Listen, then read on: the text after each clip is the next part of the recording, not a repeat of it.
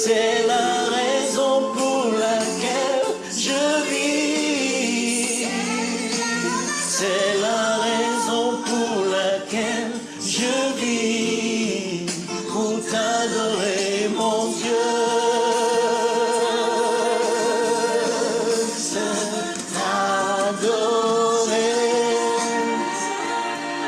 Ce matin, tu peux adorer le Seigneur bien-aimé. Est-ce que ce matin, tu peux l'adorer avec tes propres mots? C'est la raison pour laquelle nous vivons. C'est la raison pour laquelle nous nous rassemblons. C'est la raison pour laquelle nous faisons tout ce que nous faisons. C'est pour l'adorer. Et c'est quoi adorer le Seigneur? Adorer le Seigneur, ce n'est pas un atalakou. Ce n'est pas lui dire tout ce qu'il est ou bien tout ce que nous pensons qu'il est. Mais adorer le Seigneur bien-aimé, c'est simplement en le laissant. Bien-aimé, en laissant son amour avoir de l'effet dans nos cœurs. Chaque fois que l'amour de Dieu a de l'effet dans nos cœurs, c'est ça qu'on appelle l'adoration. Et la première fois que le mot adorer apparaît dans la Bible, c'est dans le cœur d'un homme, bien-aimé, qui a tout reçu de Dieu. Qui a tout reçu de Dieu au point où il a, dans cet élan de reconnaissance, il s'en va redonner à Dieu ce qu'il a reçu de Dieu. Dans le même amour dans lequel il a reçu, dans la même fréquence de vibration, il s'en va offrir à Dieu ce que Dieu lui a gracieusement offert. Et cet acte est appelé dans la Bible l'adoration. Donc adorer Dieu, bien-aimé, c'est laisser l'amour de Dieu avoir libre cours à l'intérieur de toi. Ce n'est même pas seulement être volubile, ce n'est pas seulement parler, ce n'est pas seulement dire des choses, mais c'est simplement s'ouvrir afin de laisser l'amour de Dieu avoir libre cours dans ton cœur. C'est ça, adorer le Seigneur. Dieu n'est pas avide d'atalakou. Dieu n'est pas avide d'éloges. Nous pensons qu'adorer Dieu, c'est lui faire des éloges. C'est lui rendre hommage. Oh Seigneur, tu es, tu es. Parfois tu dis tu es, mais ce sont que des paroles qui sortent. Mais ton cœur n'y est pas. Or, l'adoration, c'est une histoire de cœur à cœur avec le Pater, en Christ par le Saint-Esprit. C'est une histoire de l'ouverture. Combien ouvert es-tu ce matin pour laisser à l'amour de Dieu, d'avoir libre cours dans ton cœur? C'est ça, adorer le Seigneur. Bien aimé, c'est cette ouverture d'esprit, c'est cette ouverture de cœur, où ton cœur, bien aimé, est avide, où ton cœur a soif, bien aimé, d'être aimé davantage et de répondre en aimant. Bien aimé, tu ne peux aimer que parce que tu as compris que tu as été aimé. Tu ne peux donner que ce que tu as reçu. Mais parfois, nous essayons de donner à Dieu ce que nous n'avons pas reçu. Et ce que nous donnons, bien aimé, c'est un feu étranger. C'est quelque chose qui n'est pas agréable à Dieu. Mais ce que Dieu veut, c'est ce qu'il t'a d'abord donné. C'est ce qu'il a rempli en toi. Ce n'est que dans cet élan que tu peux donner. Mais avant de donner, bien aimé, l'adoration, c'est un état de recevoir. C'est un état d'être où tu sais, sans l'ombre d'un seul doute, que ce que je suis maintenant, je le dérive de celui qui a toujours été. Je le dérive du grand je suis. Ce que je suis, tel je suis également maintenant. C'est ça l'adoration. C'est un état de conscience. C'est une prise de conscience. C'est un éveil dans lequel tu reconnais que tout ce que tu es, ce n'est qu'une dérivée de ce que lui il est. Il a fait de toi ce qu'il est. Il a partagé avec toi son être. Et c'est dans son être que tu es. C'est dans sa manière d'être que tu es. Tu dérives ton être de lui. Il n'y a rien en toi qui a été fait par toi. Mais tout ce qui est en toi t'a été donné. Et comme l'apôtre Paul l'a dit, si cela t'a été donné, comment donc peux-tu t'en vanter? C'est pour ça que la vraie adoration enlève l'orgueil, enlève le narcissisme et te donne comme un enfant d'être reconnaissant, de reconnaître que tout ce que tu es, que tout ce que tu as vient de lui. C'est ça l'adoration. Ce n'est pas seulement beaucoup bavarder, ce n'est pas seulement beaucoup prier. Dieu n'est pas avide d'atalakou. Nous pensons qu'atalakou et Dieu, c'est l'adorer. Oh, tu es le premier, tu es le dernier, tu es l'époux de mon âme, tu es ceci. Parfois, nous ne comprenons nous-mêmes pas les paroles que nous prononçons. Mais adorer Dieu, parfois, c'est rester calme. Et laisser son amour avoir libre cours dans nos cœurs. Laisser son amour, bien aimé, c'est plonger dans ce fleuve que parfois nous ne comprenons même pas. Et laisser le fleuve nous entraîner là où il veut. Laisser le vent là souffler en nous et nous amener dans la direction qu'il veut. C'est ça, adorer le Seigneur. Et je sais qu'il y a les adorateurs ce matin. Oui. Les enjoyeurs de la présence de Dieu, c'est ça l'adoration. Enjoy sa présence. Il est là, bien-aimé. Je ne sais pas comment tu es venu à ce rendez-vous ce matin. Je ne sais pas ce que tu as fait ce matin. Mais je veux que tu saches qu'il est là. Le grand je suis est là. Il est plus proche de toi que l'air que tu respires. Il est plus proche de toi que la conscience que tu as même de toi-même. Et se réjouir, enjoy, profiter, bénéficier de cette présence, c'est ça adorer le Seigneur. Donc en fait, l'adoration te transforme. Dieu ne gagne rien quand nous l'adorons. Regardez, il n'y a rien que nous offrons à Dieu pour qu'il devienne plus Dieu qu'il n'était. Non, il est Dieu, il n'a besoin de rien pour être Dieu. Sa divinité n'est soutenue par rien. Tout ce que tu dis ne peut pas ajouter quelque chose à sa divinité. Donc sortons de cette mentalité erronée, comme si Dieu nous a créés pour qu'on lui dise des choses. Et quand on lui dit ça que maintenant, son orgueil se lève que oui, je suis Dieu. Non, il n'a pas besoin de ça. La conscience de sa divinité ne repose en rien en toi. Mais la conscience de ton humanité repose en lui. Tu ne peux pas être l'homme que tu es appelé à être sans être conscient de lui et de qui il est en toi. Donc quand tu adores Dieu, ça ne fait pas en réalité du bien à Dieu, mais à toi.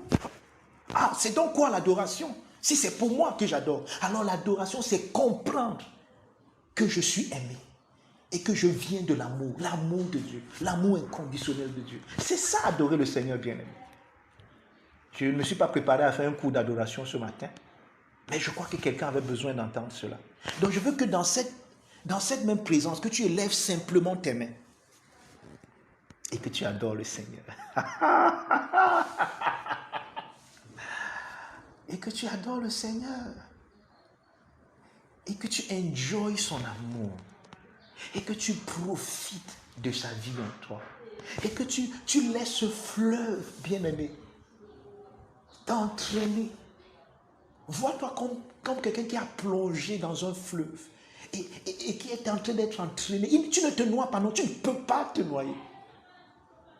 Le psalmiste dit que dans ta présence, il y a d'abondantes joies. C'est une joie immense qui te remplit, qui remplit ton cœur ce matin. Et qui te rafraîchit de l'intérieur vers l'extérieur. Frère, c'est ça l'adoration. Ah, boy. Et vous voyez, tu respires. Quand tu inspires, tu es conscient que c'est son air que tu inspires. Quand tu expires, tu es conscient que c'est sa vie, bien-aimé. Tu deviens conscient de la réalisation, de l'efficience de sa vie à l'intérieur de toi. Tu comprends que, bien-aimé, rien en toi ne fonctionne de façon fortuite. Il n'y a pas de hasard.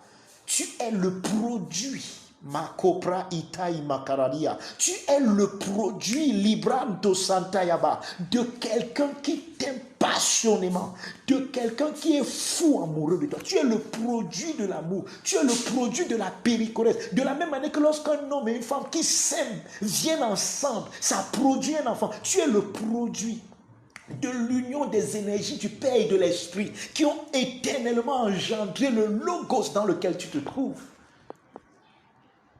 Thank you, Father.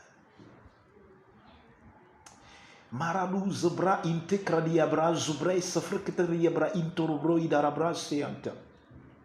Makindara libro zekradiabra idorobro sapran te kunderina nariabra sinte kelibra. Marantu zerbra zekradiabra ufarana sante kradiabra izubra ite seteremra ido kopro iteria. Mon esprit remplit votre aide. Vous êtes remplis de ce dont je suis rempli. Vous n'êtes pas vide, vous êtes remplis, vous êtes comblés. C'est ce que l'esprit est en train de dire en d'autres langues. Vous êtes comblés, vous êtes remplis. Sarin tu pranda credia zavra pra isupra ivro de idarabra santa credia. Bra e fru paradis te credi bra ido zubra te credi bra intorobro. La quebra zubro se fera ikrediabra isunteredibra intaindarada. Ma joie remplit vos cœurs, dit l'Esprit de Christ. Le Dieu qui rit en train de rire en toi ce matin. Le Dieu joyeux répand sa joie. Il dit, ceux qui croient en moi, les fleuves d'eau vive jailliront de leur sein. Et on dit qu'il parlait de l'esprit que devait recevoir ceux qui devaient croire en lui. C'est un esprit de joie. C'est un esprit qui console. C'est un esprit qui sonde, qui bande. Quand il sonde les cœurs, il bande les cœurs. Toutes les douleurs, toutes les déceptions que nous avons eues, il sonde, il bande, il soigne, il arrange, il répare nos cœurs. Et il répare ton cœur ce matin. Il enlève l'amertume. Il y a un échange qui se passe. Il y a cette chanson qui dit I'm trading my sorrow, I'm trading my shame to the glory of God. L'opinion de Dieu révélée produit un échange à l'intérieur de toi, manifeste un échange qui s'est même bien produit en toi. Et tes yeux s'ouvrent à la réalité de ton union inséparable en Christ. Tu es un avec lui. Il est le sceptre, tu es le sarment. Vous avez toujours été inséparables. Parce que le sarment que tu es a toujours été lié au sceptre qu'il est. Thank you, Father. Thank you, Lord. Père, nous te rendons grâce et nous te disons merci ce matin. Nous avons compris que l'adoration, ce n'était pas de bavarder, de dire des choses, mais d'être conscient de qui nous sommes en toi. D'être conscient de ce que tu as fait en nous, par nous et de nous. Et de jouir, de bénéficier, de profiter au maximum de cette merveilleuse personne en qui nous sommes en toi et de l'œuvre parfaitement achevée et accomplie que tu as accomplie. Merci Père. Nous te disons merci ce matin parce que dans cette conscience christique de qui nous sommes, nous affectons le cosmos avec des énergies de Christ en nous. Et ces énergies apportent la guérison dans le monde. Donc pendant que nous sommes rassemblés dans ce rassemblement des saints, en tant que des ambassadeurs, les ambassadeurs du monde, en tant que Seigneur Père éternel, ceux-là qui ont été élus pour le monde, nous bénissons le cosmos. Et nous déclarons qu'en tout lieu ce matin, les énergies incréées de Dieu agissent pour la guérison des nations, pour la multiplication de la grâce et de la faveur et de la miséricorde de Dieu dans tout ce cosmos. Nous te bénissons, Père, parce que notre rassemblement a un impact cosmique. Qu'importe le nombre que nous sommes, nous avons un impact cosmique. Le ciel, la terre, les anges, la nuée des témoins, les choses créées, les trônes, les dignités, les chérubins, les anges, les archanges bénéficient de ce rassemblement ce matin. Nous te rendons grâce et nous te disons merci, Abba Père. Au nom de Jésus. Amen. Amen. Amen, amen, amen, amen. Amen, amen, amen. Amen, amen, amen. Welcome once more. It is a privilege to share Christ with you this morning. C'est un privilège de partager Christ avec vous ce matin. Et c'est un honneur que je ne prends pas comme un acquis, que je prends avec beaucoup de révérence. La possibilité que le Père me donne de m'adresser aux saints ce matin. Bien-aimés, je veux que vous compreniez combien j'honore le Christ en vous. Combien je glorifie le Christ en vous, combien je me soumets au Christ en vous, combien je ne blasphème pas, combien j'adore le Christ en vous. Donc, chaque fois que je me tiens pour parler au peuple de Dieu, c'est toujours un privilège pour moi de le faire. C'est toujours une grâce pour moi de le faire. C'est toujours une occasion qui m'est accordée par, bien-aimé, le bon berger, le berger de toutes les âmes, qui me donne la grâce d'être le berger de vos âmes pour vous conduire dans sa bergerie, pas dans ma bergerie. Je n'ai aucune bergerie, mais je suis son serviteur, entre guillemets. Je suis son doulos pour vous conduire à lui dans sa bergerie. Donc je rends grâce à Dieu ce matin pour le privilège que mes paroles vont ouvrir vos yeux à un aspect de Christ en vous que vous n'aviez pas encore vu. C'est ce qui me remplit de joie ce matin. C'est ce qui me rend si heureux ce matin. Donc, nous sommes dans notre mois de la générosité extravagante.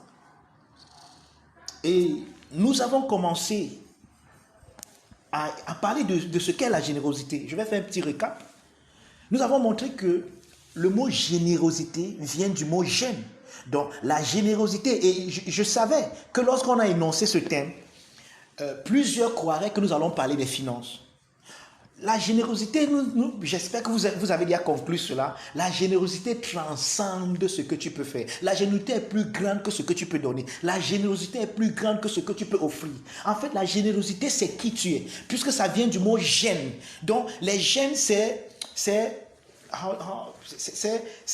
cet élément en toi qui permet de te décoder, de comprendre qui tu es, de comprendre la personne que tu es, de comprendre, c'est un peu comme l'historique, c'est un peu comme l'arbre généalogique, l'historique de ta vie. Donc la générosité, c'est un état d'être avant d'être un état de faire. Ça veut dire que ce que tu fais, la générosité que tu révèles n'est que tributaire de qui tu es, n'est que la conséquence de la conscience de qui tu es. Ça veut dire que si tu n'es pas conscient que tu es généreux, alors qu'importe ce que tu fais à l'extérieur, ce ne sera pas la générosité. C'est là. Ça, nous l'avons compris. Je crois, il y a un dimanche où le pasteur Franck a enseigné là-dessus. Avant lui, j'avais enseigné là-dessus. Et depuis dimanche passé, j'ai introduit donc, j'ai dit que nous allons regarder à 3 aspects de la générosité extravagante de Dieu. Et j'ai dit que nous allons étudier cela en nous basant beaucoup plus dans les paraboles de Luc chapitre 15 que le Seigneur donne après que les gens se soient plaints du fait qu'ils mangeaient et marchaient avec des gens de mauvaise vie. Alors, la caste religieuse juive qui, eux, avaient un mauvais concept de Dieu, un mauvais concept de la générosité de Dieu, qui ne voyaient pas Dieu dans sa générosité, c'est-à-dire qu'ils ne comprenaient pas Dieu dans les gènes de Dieu, mais ils ont voulu comprendre Dieu dans leur gène à eux, leur gène égocentrique et narcissique. Alors ils ont vu que Dieu était leur Dieu contre le Dieu des autres. Alors ils ont créé un Dieu pour eux et le Dieu qui est contre les autres. Mais lorsque le Logos s'est incarné, lorsque la parole a été faite chair, Jésus est venu, bien aimé, lui il mangeait et marchait avec les gens, entre guillemets, de mauvaise vie. Alors, lorsque cette plainte est arrivée dans les oreilles de Jésus, Jésus, pour montrer combien dans l'erreur étaient ces pharisiens, a raconté 3 paraboles. Nous allons donc nous appuyer sur ces 3 paraboles pour montrer les 3 niveaux, bien aimés, de la générosité extravagante de notre Père. Nous allons nous appuyer sur cette parabole pour montrer les 3 niveaux de la générosité extravagante du Père, tout en étudiant à chaque niveau le problème qu'il fallait résoudre. La première parabole, généralement, est connue comme la parabole de la brebis égarée, mais c'est une mauvaise nomenclature. Pourquoi? Parce que ce qui est mis en exergue dans toutes ces paraboles, ce n'est pas l'égarement de la brebis, mais plutôt le cœur gracieux du bon berger qui est prêt à laisser 99 brebis et à aller dans la vallée, à aller dans les pénombres, à aller dans l'obscurité, à entrer dans l'égarement de cette brebis égarée, la retrouver et la ramener à la maison.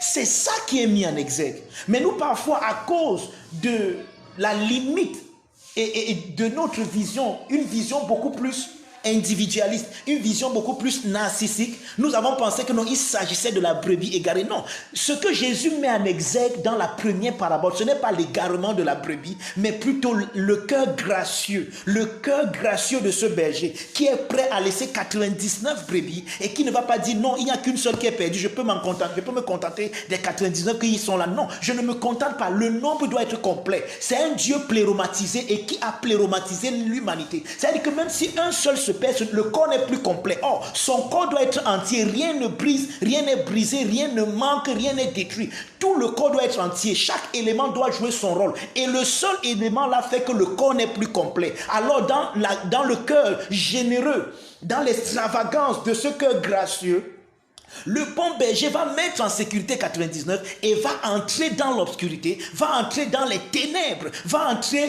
recommencer le chemin, va aller dans le chemin pour chercher la brebis qui s'est égarée sur un faux chemin et il va lui montrer: je suis le chemin. Je suis allé un peu au-devant de moi-même, mais c'est pas grave. Ouh, glory! Donc, et ça, on va étudier ça comme étant le premier niveau de la générosité extravagante de Dieu. Et nous allons étudier le deuxième niveau avec la parabole de la femme amoureuse. Mais nous, dans notre jargon, nous avons appelé cette parabole la parabole de la drachme perdue. Donc, nous, on met en exergue ce qui est perdu. Mais ce n'est pas ce qui est perdu qui est mis en exergue. Ce qui est mis en exergue dans la deuxième parabole, dans Luc chapitre 15, c'est plutôt le cœur amoureux de cette femme. Cette femme a reçu un collier comme le signe de son amour envers son époux. Et dans ce signe, il y a quelque chose qui manque. Parce qu'il faut, dans ce collier, il y avait 10 drachmes. Généralement, quand une femme se marie, on tissait un collier avec 10 drachmes qu'on mettait à son cou. Ça remplace vos anneaux que vous mettez au doigt aujourd'hui, les bagues. Que vous voyez, quand on se marie, on s'échange des vœux, on met les bagues. Eux, à l'époque, quand on s'échangeait des vœux, la femme recevait un collier de son mari. La femme recevait un collier et ce collier représentait donc l'amour qu'il y a entre son mari et elle. Donc cette femme était tellement amoureuse de son mari que lorsque une seule drachme se perd dans ce collier, elle dit non, l'amour, le collier ne représente plus la complétude, la totalité de l'amour que j'ai envers mon mari. Alors je dois retrouver la drachme, la remettre à sa place pour que le collier soit complet et que cela soit une bonne représentation de l'amour que j'ai envers mon mari. Donc ici, il s'agit de l'amour, bien aimé, il s'agit de l'amour, il s'agit de célébrer l'amour, mais un amour qui n'est pas complet parce qu'il y a quelque chose qui manque. Et la drachme est une pièce. Et dans cette pièce, il y a une image. Donc, l'amour est révélé dans l'image que tu as de Dieu. Maintenant, une drachme est perdue, alors la représentation n'est plus complète. Alors qu'est-ce que cette femme fait? Elle fait deux choses et nous allons étudier cela. Elle allume premièrement et elle balaie pour retrouver l'image. Et quand l'image est retrouvée, l'amour est bien représenté, l'amour qu'elle a pour son époux. Et elle ici c'est qui? Ça parle de l'église. L'amour qu'elle a reçu de son époux et qui est représenté dans la drachme est devenu complet parce qu'elle est l'image de son époux, parce que cette image est restaurée par le fait qu'elle a allumé et elle a balayé. Alors elle est l'image de son époux, elle représente totalement et complètement son époux dans ce monde restreint. 10, on va étudier ce que ça veut dire lorsqu'on va arriver à ce niveau et on va étudier à ce niveau-là, la générosité extravagante de l'amour de Dieu, bien-aimé, qui se manifeste dans ce règne. Et en dernière position, le troisième niveau de l'amour de Dieu, ou bien de la générosité extravagante de Dieu, nous voyons un père, bien-aimé, qui a été normalement offusqué. Nous, on connaît cette parabole comme la parabole du fils prodigue. Mais ce qui est mis en exergue, je répète encore, je réitère, ce n'est pas la prodigalité de ce fils. Ce qui est mis en exergue, c'est le cœur, bien-aimé, miséricordieux de ce père. Ce père qui a été offusqué. Dans le judaïsme, c'est une offense que ton père soit vivant et que tu viens lui dire de te donner ton héritage. C'est un peu comme si tu dis que ton père doit mourir. Parce que ce n'est que à la mort du père, bien aimé, que le fils hérite. Mais ce fils, son père est vivant. Et il dit à son père, donne-moi ma part d'héritage. Et ce père miséricordieux, qu'il sait que ce n'est que dans, bien aimé, son environnement que le fils est épanoui. Il sait qu'il n'y a pas mieux ailleurs. Il sait que ce n'est que dans ce... Mais comme son fils n'a pas eu assez d'œil pour regarder le cœur du père, mais tout ce qu'il voyait, c'est ce que le père possède. C'est ce que le père peut lui donner. Alors, le père donne à ce fils ce qu'il lui demande. Mais il savait que ce fils, en s'éloignant, bien-aimé, va revenir. Il va revenir parce qu'il sait qu'il a investi son amour dans ce cœur. Il a investi l'amour, bien-aimé, du père qu'il est dans le cœur de cet enfant. Et il sait que pour le moment, cet enfant est obnubilé juste par ce qu'il peut avoir, par un christianisme de la voix, par un christianisme du bling-bling. Qu'est-ce que Dieu peut me donner? Qu'est-ce que je peux recevoir de Dieu? Qu'est-ce que je peux avoir de lui? C'est ça qui m'intéresse. Je ne comprends pas encore que je suis un fils et que c'est en tant que fils que je peux recevoir. Bien aimé, aussi longtemps que l'esclave, que le fils demeure dans sa mentalité un esclave, il ne diffère en rien. Il est enfant, il ne diffère en rien de l'esclave. Il vit comme un esclave. Et plusieurs fils aujourd'hui ont eu la vie de l'esclave, ont vécu comme des esclaves, simplement parce qu'ils n'ont pas appris à jouir, à bénéficier de leur héritage. Ils n'ont pas compris ce niveau de la générosité extravagante de Dieu. Mais ils ont voulu juste recevoir. Bien-aimé, tu auras ton miracle. Bien-aimé, tu auras ta guérison. Tout ce qui les intéresse, c'est ce qu'ils peuvent recevoir. Ils sont comme des sangsues. Ils viennent à Dieu avec une mentalité de donne-moi, donne-moi. Je m'appelle Dieu donné. Je m'appelle Dieu donné. Non, ton nom doit changer. Amen, amen, amen. Amen, amen. Tu ne dois pas t'appeler Dieu recevoir, tu t'appelles Dieu donné. Alors si tu es Dieu donné, donne. Comment vas-tu donner quand tu ne sais pas qui tu es? Donc nous allons aussi étudier ce niveau de la générosité extravagante de Dieu et nous allons conclure que Dieu est extravagamment généreux.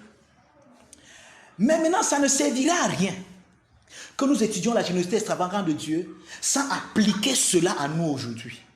Comment cela me concerne? En quoi suis-je concerné par cette générosité extravagante de Dieu? Oui, c'est bien beau. Dieu est généreux. Il est extravagamment généreux. Qu'est-ce que ça me fait à moi? Quelles sont les implications dans ma vie? Agnès, s'il te plaît. Maman Agnès, s'il te plaît, ferme ton micro. Tu as laissé ton micro ouvert sans t'en rendre compte. Amen. Donc, ça c'était juste l'introduction. Je vais aller dans le vif du sujet. Est-ce que... J'ai voulu dire que demande à quelqu'un s'il est prêt. J'ai oublié que nous ne sommes pas en présentiel. Donc, nous allons regarder ce matin le premier niveau et je rends grâce à Dieu parce que j'ai un peu assez de temps, donc je vais aller doucement et nous allons y arriver. Are you ready? Espérance demande si tu es ready. Donc, le premier niveau, je crois qu'on n'a même pas besoin de lire cette parabole, nous la connaissons tous, ça se trouve dans Luc 15. Donc, le premier niveau de la générosité extravagante de Dieu est vu dans cette première parabole, dans laquelle nous avons un seul berger qui a 100 brebis. Mais non, ce que nous remarquons dans cette parabole, c'est le contraste. Je rends grâce à Dieu parce que nous finissons ce mois de la générosité extravagante de Dieu avec cette parabole. Parce que justement, à partir du mois prochain, par la grâce du Pater, nous allons entrer dans la deuxième partie du thème de notre année qui parle de l'adversité. Et je vais vous montrer, et nous allons vous montrer par la grâce du Pater que ton problème, entre guillemets, quand je parle de ton problème, ce n'est pas comme si tu avais un problème. Mais ce que tu perçois comme ton problème est une illusion.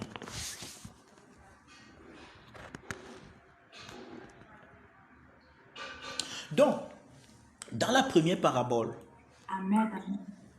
nous voyons l'œuvre du salut, bien-aimé.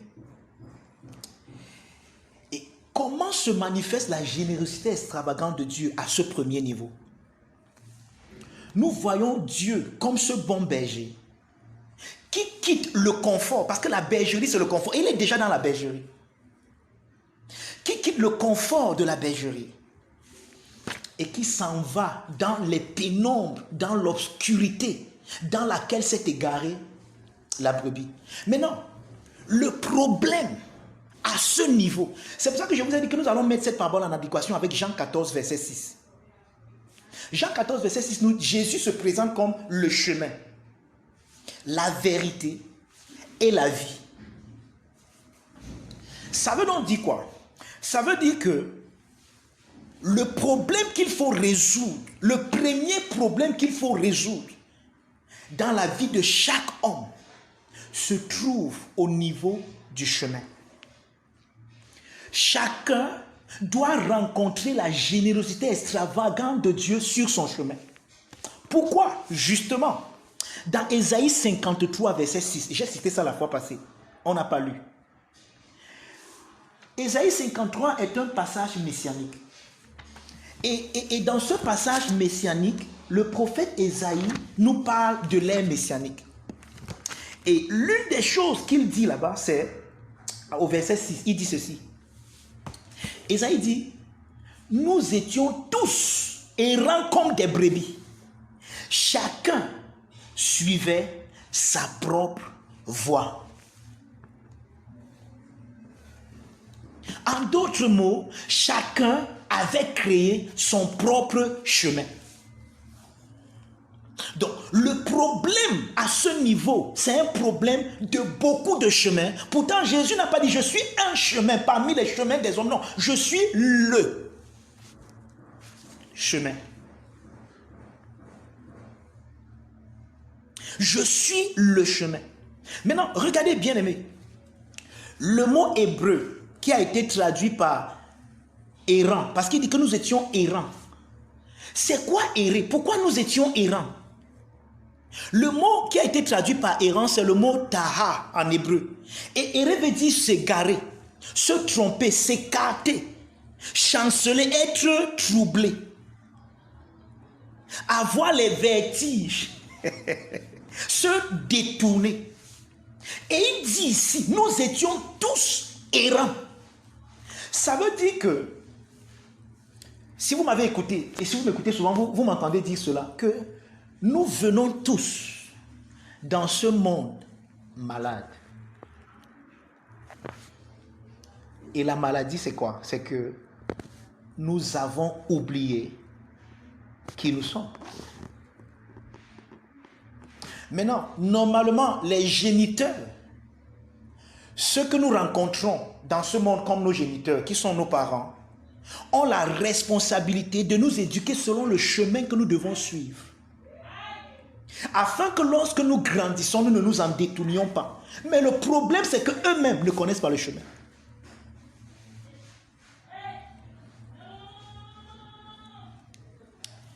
Tu ne peux donner que ce que tu as.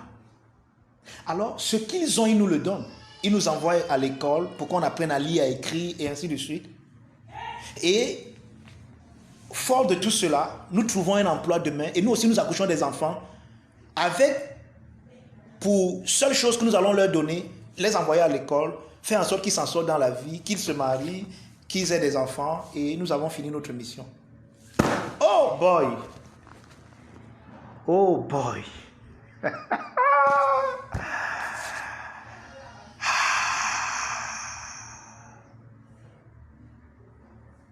Something is wrong somewhere.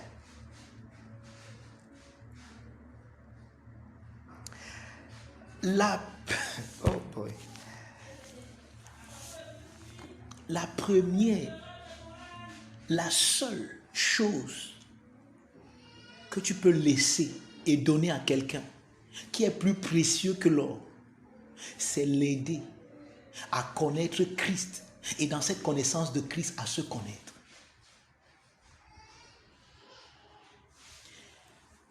Et c'est dans ce sens, vous me comprenez bien, on me suit bien. Ok.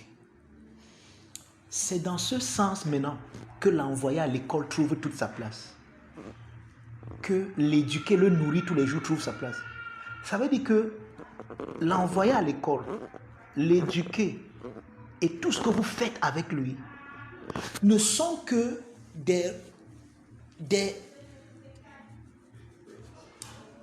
comment le mot là m'échappe?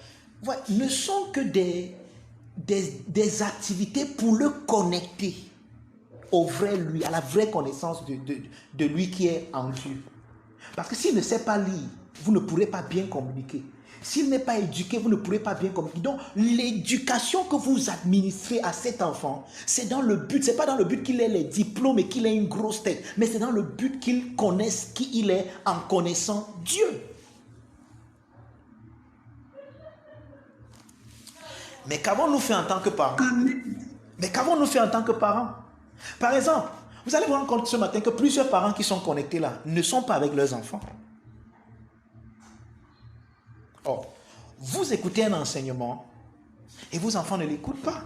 Pourtant, s'ils étaient là, ils devaient vous poser des questions. Après, maman, il a dit ceci, qu'est-ce que ça veut dire? Et vous profitez de ça pour les éduquer. Donc, vous devez comprendre que le premier problème, ou alors la première chose qu'il faut résoudre, c'est que chacun de nous a créé sa propre voie.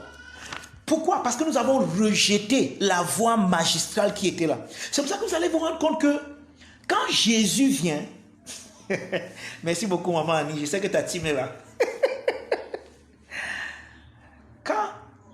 Quand vous lisez par exemple, j'ai mis en exergue certains passages ici que je veux lire avec vous.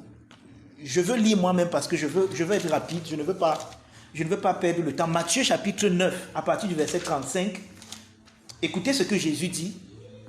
Et c'est ça qu'il est venu faire. Il dit, Seigneur, le monde ne t'a pas connu. Et quand Jésus parle du monde qui n'a pas connu le Père ici, il ne parle pas de monde comme non pas, parce que nous avons dans notre jargon chrétien, entre guillemets, nous disons que ces gens-là sont du monde. Parce que nous disons qu'ils ne sont pas éveillés à leur réalité christique. Alors nous disons qu'ils sont du monde. Comme si nous ne sommes pas dans le monde. Non. Maintenant, quand il dit que le monde n'a pas connu, Jésus englobe tout. L'univers, la création n'a pas connu le Père. Même ceux qui se réclamaient le connaître sont tellement ignorants. En fait, même, ils sont plus ignorants. Ils sont doublement aveugles que ceux qui... C'est pour ça qu'il dit que Jésus dit que je suis venu jeter un feu sur la terre. Et je suis venu jeter un jugement, un Christ. Le mot jugement, ça vient du mot grec Christ. Donc, une séparation, une mise en marge. Je suis venu pour que ceux qui ne voient pas, voient. Et pour ceux qui pensent qu'ils voient, ils deviennent aveugles. Parce qu'en fait, pour bien voir, il faut que tu deviennes aveugle. Et c'est là où nous allons donc entrer dans ce que nous avons appelé le mystère de la perdition. Mais ce n'est pas ce matin qu'on va le faire.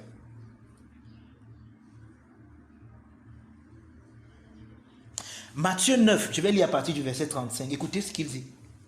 Jésus parcourait toutes les villes et les villages, enseignant dans les synagogues, prêchant la bonne nouvelle du royaume et guérissant toute maladie et toute infirmité.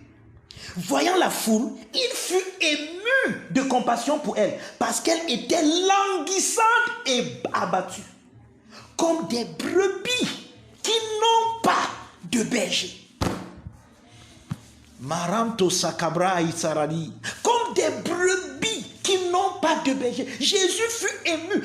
Ça, c'est l'image de l'humanité avant l'accomplissement de l'œuvre du Messie. Ça, c'est l'image de l'homme qui n'est pas éveillé à sa réalité christique. Il a un problème. Le chemin sur lequel il marche, c'est un chemin qu'il a créé. C'est son propre chemin. C'est sa propre voie. Bien aimé, c'est la voie qui le réjouit. C'est la voie qui réjouit ce qu'il perçoit comme étant son bonhomme, son summum bonhomme. C'est-à-dire son plus grand bien, sa joie, sa gaieté, son bonheur, dans ce narcissisme, dans cet égocentrisme, ce qu'il reçoit comme de lui. Bien aimé, c'est ça qu'il poursuit tous les jours. Et c'est ça sa voix. Et cette voix s'oppose à la grande voix, à la voix qu'est Dieu en lui. Ça l'empêche de comprendre, de connaître qui est Dieu et par ricochet de se connaître.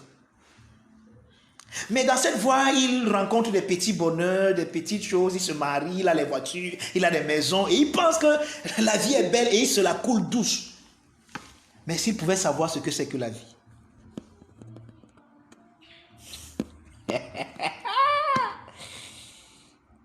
Voyant la foule, il fut ému de compassion pour elle parce qu'elle était languissante et abattue, comme des brebis qui n'ont pas de berger. Oh, comme c'est désolant pour une brebis de ne pas avoir de berger. Vous voyez, la brebis, c'est un animal qui dépend.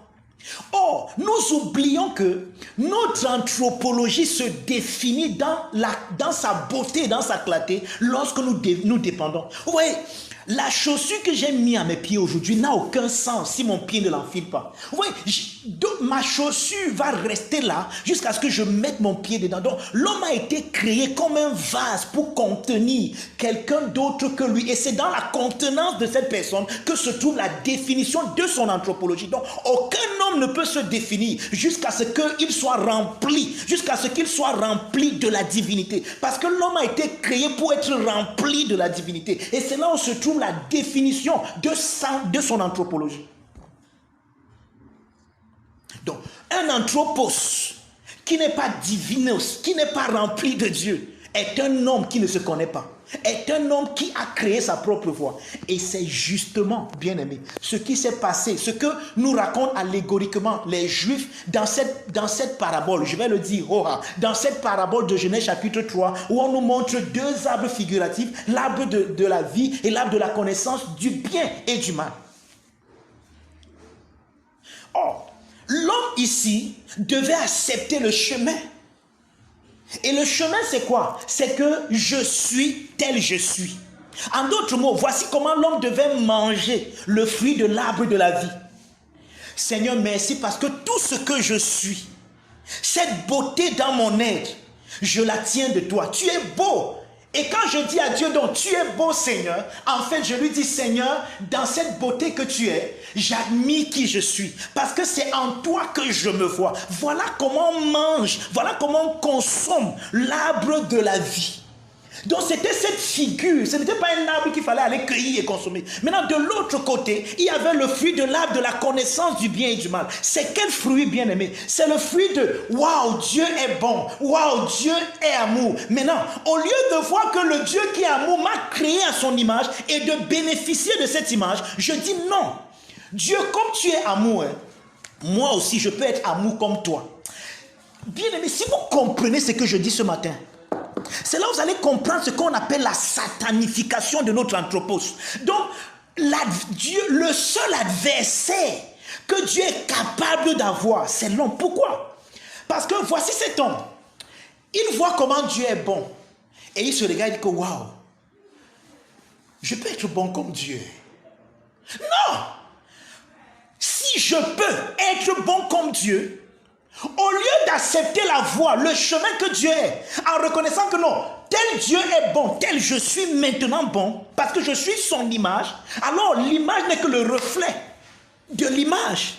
L'homme dit non, Dieu est bon, waouh, je vais tout faire pour être bon comme Dieu. En d'autres mots, Dieu est la voie, mais je vais créer ma propre voie et je vais la mettre en adéquation avec la voie de Dieu, afin qu'il y ait deux voies. La voix de Dieu, la bonté de Dieu et ma bonté qui vient de mes propres performances. Au lieu de voir que non. Oh, qu'est-ce qui se passe?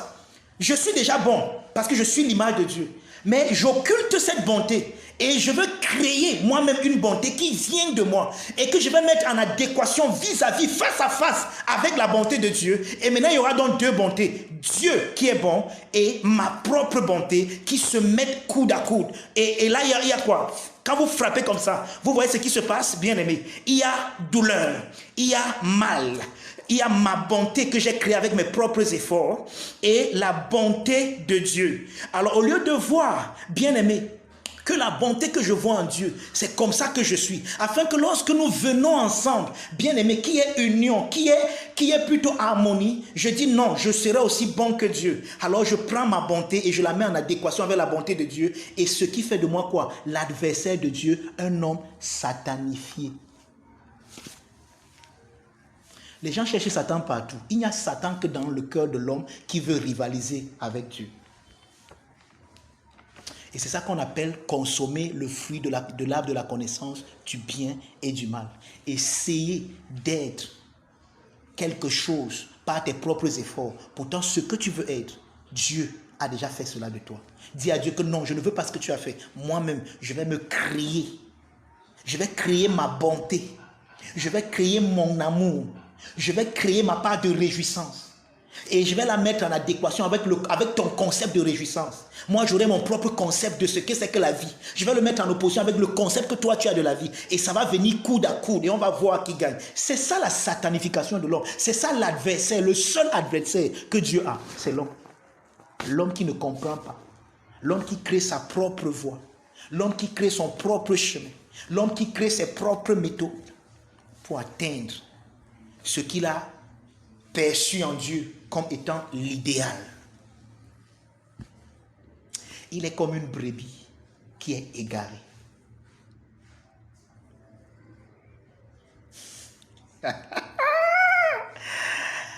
Oh, thank you, Abba Father. Thank you, Lord.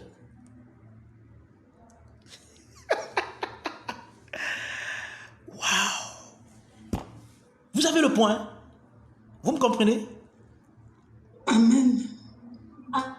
Amen. Amen. Wow. Wow, wow, wow. Mais non. Il nous dit dans Tite 2, versets 11 et 12, que je vais aussi lire. Tite 2, versets 11 et 12. Il nous dit ceci. Car la grâce de Dieu, source de salut pour tous les hommes. Je vais revenir là. Vous voyez, les chrétiens du 21e siècle sont tombés dans la même erreur que les juifs du 1er siècle. Jean 14, verset 6, lorsque Jésus dit « Je suis le chemin, la vérité et la vie. Nul ne peut aller au Père que par moi. » Vous savez comment nous, on a conclu ça? Tous ceux qui n'ont pas fait une certaine prière qu'on a appelée la prière du salut, en citant le nom de Jésus dedans, ne sont pas sauvés. Parce que Jésus-Christ de Nazareth, j'insiste, est le seul sauveur. Oui, Jésus est le seul sauveur, mais pas Jésus-Christ de Nazareth. Jésus-Christ de Nazareth est un juif.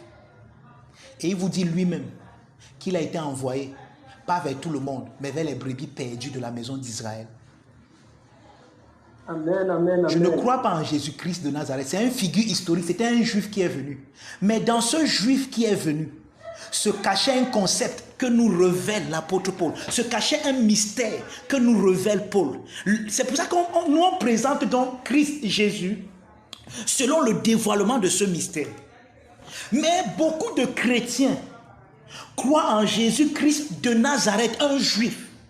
Et ils pensent que si quelqu'un n'est pas chrétien, entre guillemets, c'est-à-dire que si quelqu'un ne prie pas au nom du Père, du Fils et du Saint-Esprit, en d'autres mots, pour eux, il n'y a de salut qu'en un seul, comme le dit l'apôtre Paul en Jésus-Christ. Mais ce Christ est un concept cosmique et non plus un concept judaïque et non plus un concept limité dans une religion. Le Christ qui sauve dans le bouddhisme. Excusez-moi, je suis désolé, mais nous devons dire ces choses.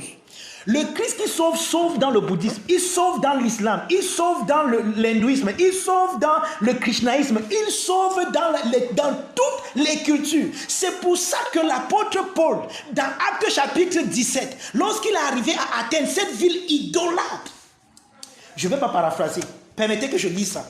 Paul dit ceci aux Athéniens. Il dit au verset 26, Acte 17, il a fait que tous les hommes, sortis d'un seul sang, habitassent sur toute la surface de la terre, ayant déterminé la durée des temps et des bornes de leur demeure. Écoutez, il a voulu, oh boy, il a voulu qu'ils cherchassent le Seigneur, qu'ils s'efforçassent de le trouver en tâtonnant, bien qu'il ne soit pas loin de chacun de nous. Bien qu'il ne soit pas loin de chacun de nous.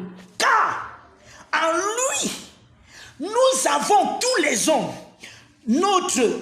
En lui, nous avons la vie, le mouvement et l'aide.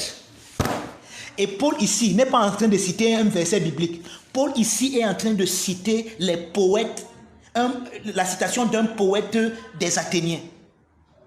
Donc il leur explique que ce que le poète l'a dit quand il dit qu'en lui nous avons la vie. En lui là, c'est le concept là, c'est Christ. Mais comment vous l'avez représenté dans vos idoles? Parce que vous ne compreniez pas qui il est. Mais en lui, nous avons la vie, l'aide et le mouvement. En d'autres mots, le Christ que nous prêchons, je suis désolé de te le dire ce matin, les hindous le connaissent. Les musulmans le connaissent, les taoïstes le connaissent, les krishnaïstes le connaissent, les bouddhistes le connaissent, tout le monde le connaît. Maintenant, les bouddhistes ont leur manière de le représenter. Le christianisme a sa manière de le représenter. Bien aimé, sortez de ce jargon où vous pensez que si quelqu'un n'est pas chrétien, il n'est pas sauvé. C'est un mensonge. Et je vais le dire, un mensonge du diable.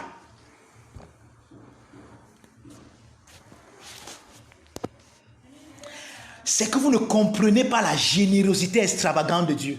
Vous pensez qu'elle est limitée. Non, si tu n'es pas chrétien, si tu n'as pas fait une certaine prière, il n'y a pas Dieu en toi. Qui t'a dit? En lui, nous avons l'aide, le mouvement, la vie. Tout ce qui respire Dieu. Glory, glory, glory. Yeah. Amen.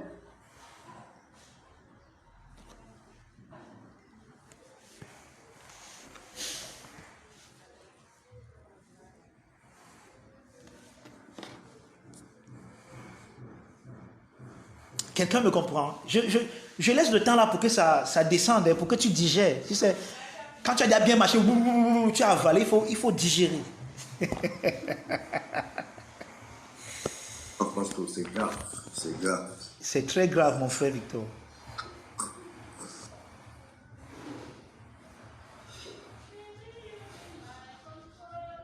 Il va alors en enfer, non, parce que finalement. Je vais parler de l'enfer tout à l'heure. Mon frère Victor, je parle de l'enfer tout à l'heure. Je n'ai pas fini mon message. J'ai encore même beaucoup de temps. Je rends grâce à Dieu. Ouais, les gars, merci beaucoup, l'équipe dirigeante, de m'avoir donné assez de temps ce matin. Je vais parler de ce que c'est que l'enfer tout à l'heure. Même si je ne vais pas entrer dans les détails, mais je vais parler de l'enfer. Justement, je savais que ça va soulever cette question. C'est pour ça que je vais parler de l'enfer. C'est quoi l'enfer? Et pour votre gouvernement, vous allez vous rendre compte que vous vivez l'enfer souvent sans même vous en rendre compte que c'est l'enfer. C'est là.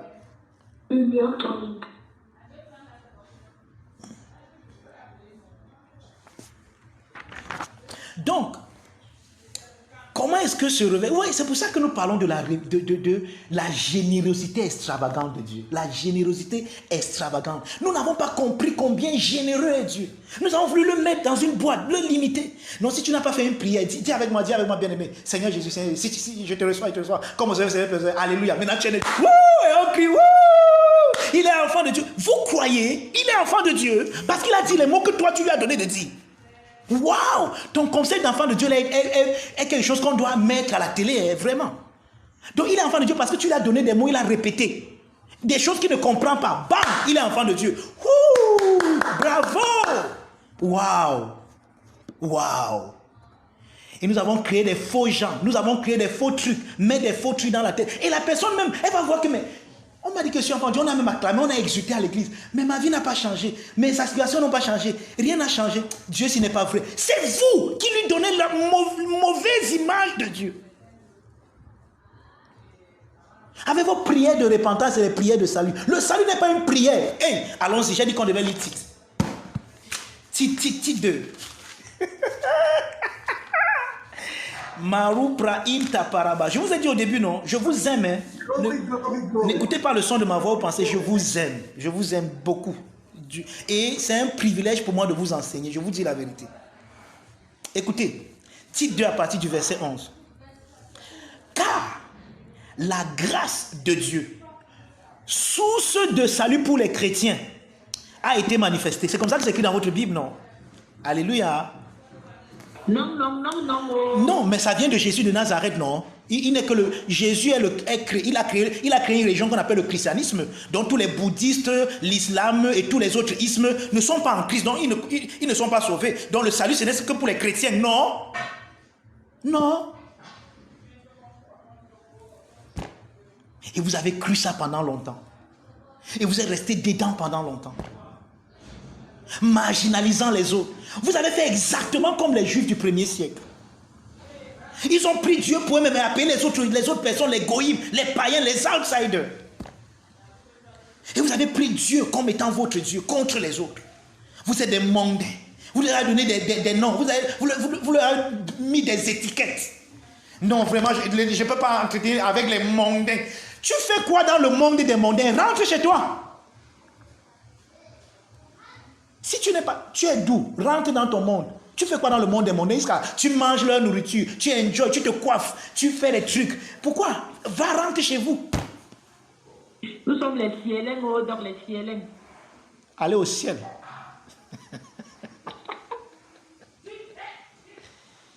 Vous êtes là où mangez les macabos des mondains. Vous êtes là où les mondains. Vous faites quoi dans leur monde? Vous êtes donc des voleurs.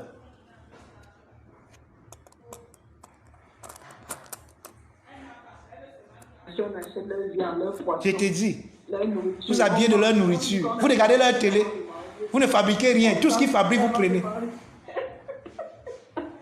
Et vous les appelez mondains. Vous avez un problème.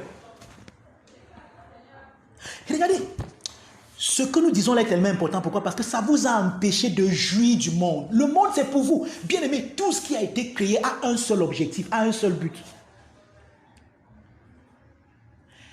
Tout ce qui a été créé pour t'amener, toi, à regarder la création et à l'interpréter en sortant à l'intérieur d'elle l'amour de Dieu.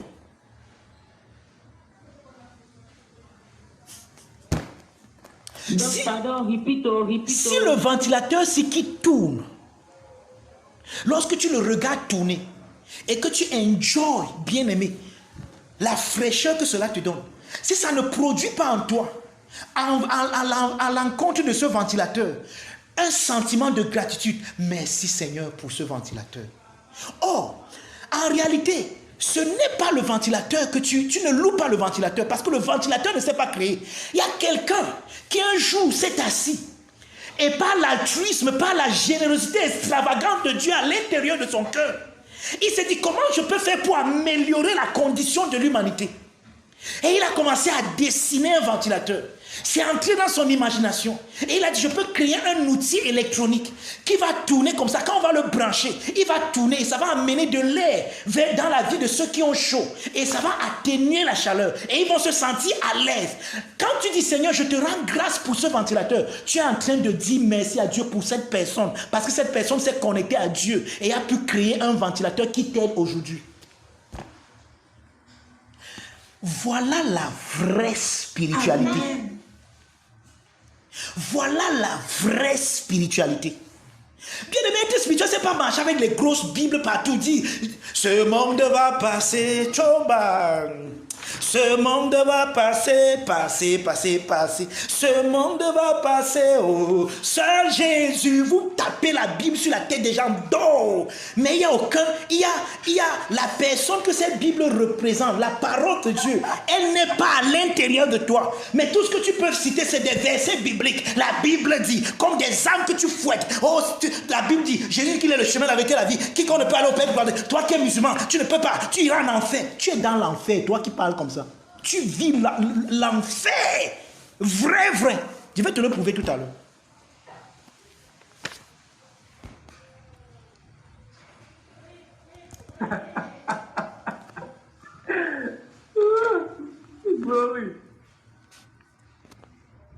Donc, chacun suivait sa propre voie.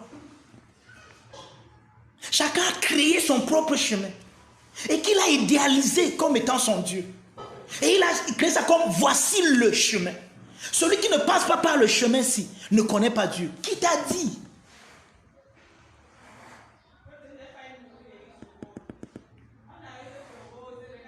Maintenant, à ce niveau-là, cette voie ou ce chemin créé par l'homme, auquel il s'est accoutumé, est le principal obstacle au véritable chemin. C'est pour ça que les Juifs qui avaient déjà leur propre chemin, qui était la loi de Moïse, quand Jésus est venu, lui qui est l'objet, le sujet de cette loi, quand il est venu pour accomplir justement même cette loi, ils ne l'ont pas reconnu. Pourquoi? Leurs yeux étaient tellement obnubilés par la loi. Tu ne commettras point d'adultère. Waouh, comme c'est beau. Maintenant, celui dont on parle, qui ne commet pas d'adultère, est devant vous, il est né. Allez l'embrasser pour que ce que la loi dit s'accomplisse en vous. Non. On ne peut pas l'embrasser. Mais nous allons par nos propres efforts atteindre ce niveau que Dieu dit nous ne commettons. Tu ne peux pas. Et même si tu y es arrivé, ce que tu fais là est satanique. C'est ça qu'on appelle Satan. Ça s'oppose à Dieu parce que ça ne vient pas de Dieu. Dieu est la seule lumière. Tout ce qui ne dérive pas de Dieu n'a pas de lumière. Ça s'appelle les ténèbres.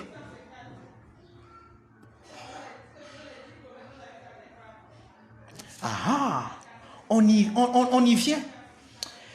Il y a des amours de ténèbres. Il y a des réconciliations de ténèbres. On va y arriver. On va y arriver.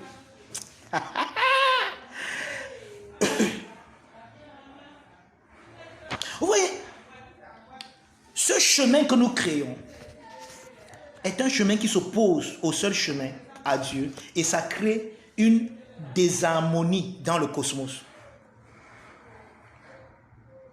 Ce propre chemin que nous avons créé, dépourvu de la lumière, qui est l'énergie divine, est ce qui est connu dans le jargon biblique comme étant marcher dans les ténèbres. Voilà. Donc, lorsqu'on dit qu'une personne est dans les ténèbres, c'est que la personne là a créé son propre chemin. Et dans ce chemin que cette personne a créé, lorsque le vrai chemin donc maintenant se présente à elle, elle est tellement aveuglée par son propre chemin, par sa propre voie, qu'elle ne voit pas le chemin. Alors, elle rejette la lumière qui est la voie qui lui est proposée dans l'évangile qui est gracieux. La générosité de Dieu lui propose une voie. La personne rejette cette voie parce qu'elle est obnubilée. Elle est séduite par sa propre voix. Voici comment nous faisons les choses. Voici comment moi je vois les choses. Et cette voix qu'elle a fait est égocentrique, est narcissique, renvoie tout vers elle. C'est ça que dans le jargon biblique on appelle marcher dans les ténèbres. Et cette marche dans les ténèbres nous place sous un égrégore qui agit comme une entité qui nous contrôle par nos propres énergies pourvues à cette ténèbres. Je ne sais pas si quelqu'un me comprend. Regardez par exemple. Allons dans Jean chapitre 3, verset 16 à 21. Là, je vais demander à quelqu'un de me lire ça dans votre traditionnel lui second.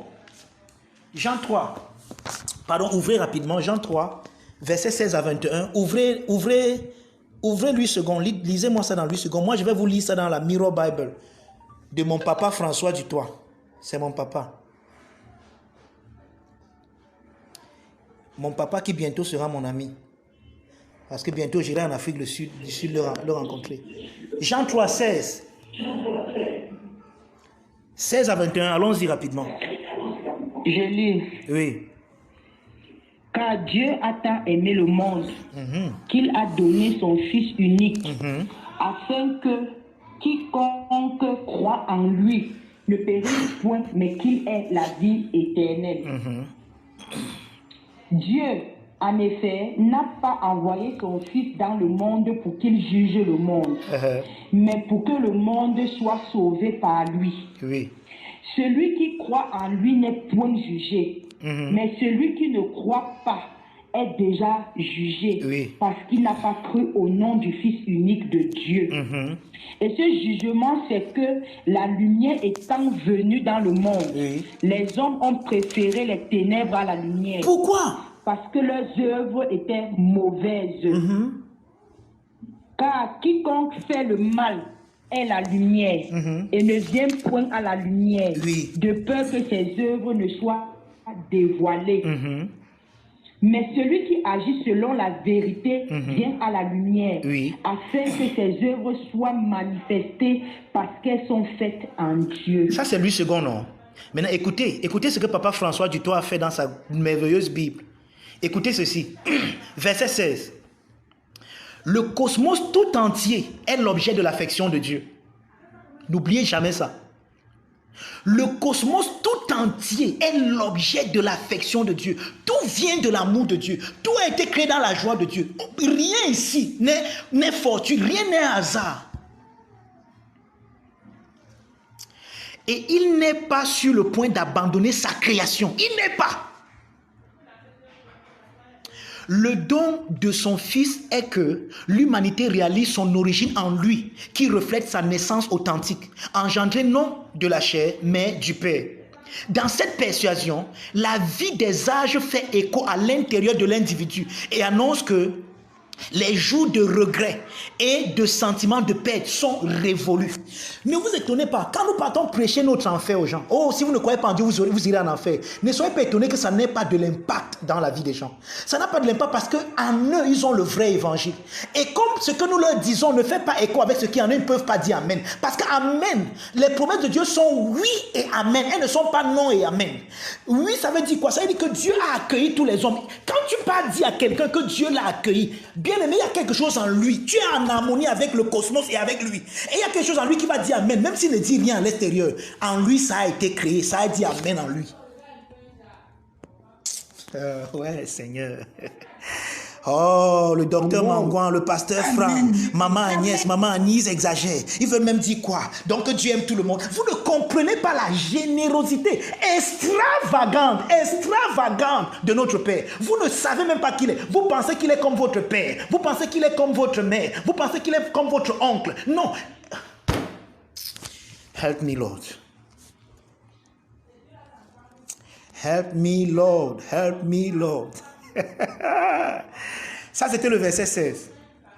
Verset 17. Dieu n'a pas l'intention de condamner qui que ce soit.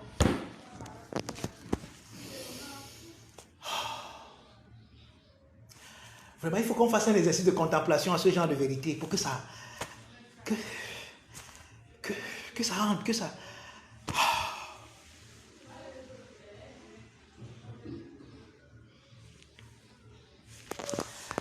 Dieu n'a pas l'intention de condamner qui que ce soit. Il a envoyé son Fils non pour être le juge, mais le sauveur du monde.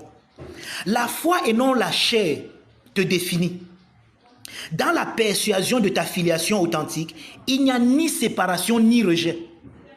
Pour quelqu'un, préférer ne pas embrasser cela, c'est rester sous son propre jugement, soutenu par ses efforts futiles pour se définir par les performances personnelles. C'est ça qu'on a appelé son propre chemin. Donc le chemin, ton propre chemin, t'empêche de voir le chemin. C'est pour ça que la brebis est égarée. Elle est égarée parce qu'elle n'a pas suivi. Tout le monde suivait un chemin. Elle a dit, je suis obligé de faire comme tout le monde. Non, je vais faire moi-même comme je veux. Non, vous voyez, je suis un individu. Je suis. Vous voyez, ce concept où l'ego s'élève au-dessus de ce qu'il devrait être, ça vous aveugle et ça vous perd. Verset 19. Et voici la crise. La lumière est maintenant là. La lumière est ici, est en ce moment. Mais les gens sont tellement dépendants de leurs propres ténèbres qu'ils préfèrent une vie de labeur, d'ennui et de difficulté. Verset 20. Quand quelqu'un est engagé dans quelque chose sans valeur, il craint souvent d'être exposé et se sent menacé par la lumière. Écoutez, mais voici la bonne nouvelle.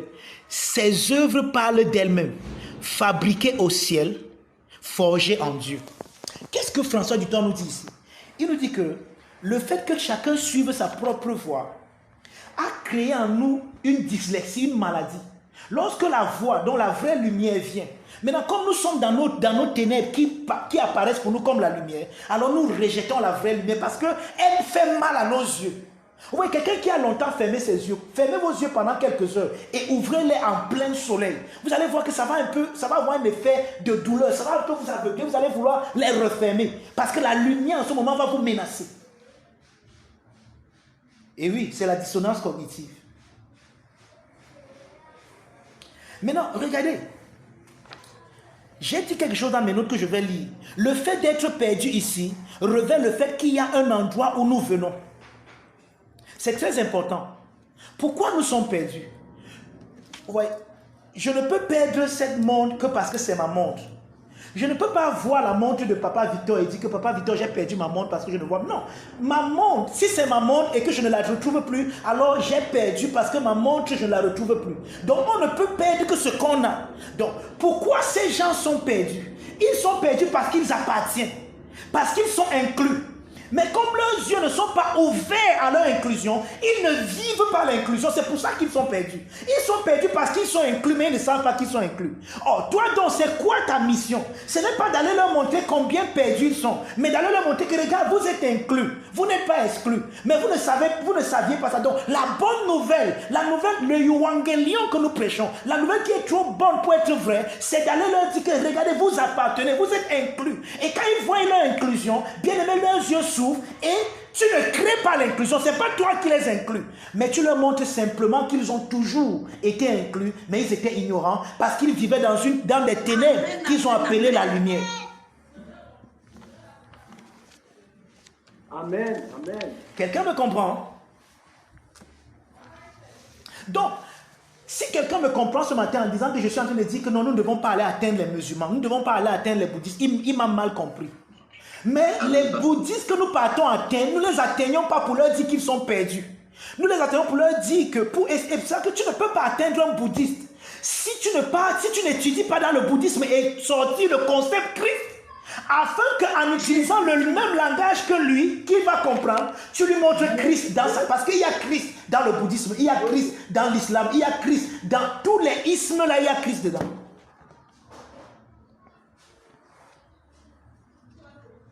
Amen, amen, amen, amen. Le problème, c'est que nous voulons que le musulman laisse son langage, laisse sa culture et qu'il vienne épouser la culture chrétienne, que lui aussi parle en langue.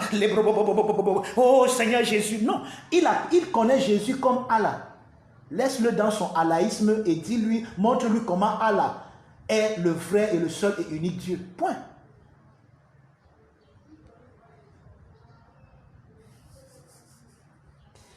J'espère que vous m'aimez toujours. Parce que moi, je vous aime. Amen, Alléluia. Beaucoup même, donc, beaucoup, beaucoup. Ok. Maintenant, voici là où on n'allait pas mener. Ok, c'est clair pour tout le monde, non? Dieu est extravagamment généreux. Ça, c'est clair pour tout le monde. On n'a plus de doute à ça. N'est-ce pas?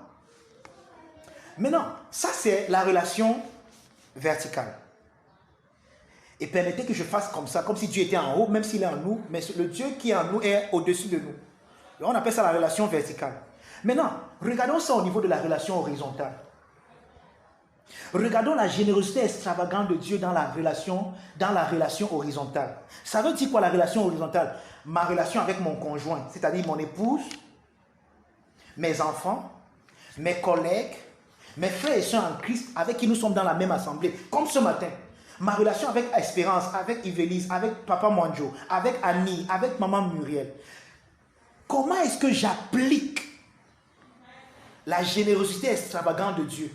Comment est-ce que s'applique cette générosité qui vient résoudre un seul problème, le problème de mon chemin?